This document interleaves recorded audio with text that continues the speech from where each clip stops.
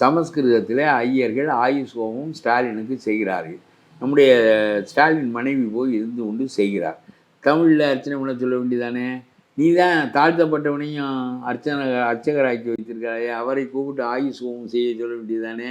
சமஸ்கிருதத்தில் ஐயர்கள் ஆயுஷ் ஹோமம் செய்ய ஸ்டாலின் மனைவி முன்னிருந்து அதை நடத்த இவையெல்லாம் நடக்கிறது. இவர்களுக்கு பேசுவது என்ன ஏதாவது பேசுவார்கள். இல்லை, அதே கருணாநிதி குடும்பத்தில் தான் ஒரு பிராமின் இருக்கு, லேடி. தயாநிதி மனைவி யார்? இந்து குரூப்பினுடைய பெண். அவரை தானே கல்யாணம் பண்ணி. இது தெரியல திருமாவளவனுக்கு. அது பெருமை தானே தயாநிதி மாறனுக்கு. அதாவது தன்னை விட கூடுதலானவர்களை மணந்து கொள்வது என்பது பெருமை. இது திருமாவளவனுக்கு தெரியலையா? திராவிட கொள்கை நீத்து போக சொல்றது காரணம் எம்ஜிஆரும் ஜெயலலிதா தான்ன்றாருல்ல.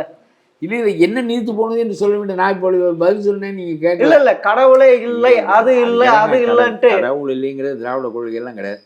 திருமூலரிலிருந்து திருவள்ளுவரிலிருந்து எல்லாரும் கடவுளை ஏற்றுக்கொண்டவர்கள். சும்மா திராவிட அண்ணாவும் பெரியாரும் பேசியதெல்லாம் திராவிட கொள்கையா?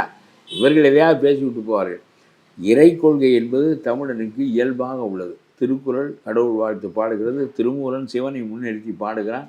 ஆகவே இவர்கள் சொல்வதெல்லாம் சரியில்லை. நான் என்ன சொல்ல வந்தேன் என்றால், பிராமணர்கள் எம்ஜிஆர் பிராமணியத்தை அதற்குள் புகுத்தி விட்டார் என்று சொல்லுகிறாயே, ஜெயலலிதா திராவிட கொள்கைகளை வரித்து கொண்டு ஆட்சி செய்கின்ற போது அதை முன்னிறுத்தி இதையெல்லாம் செய்தாரே, அவர் எந்த பிராமணர்களுக்காக இந்த கொள்கையை மாற்றினார்?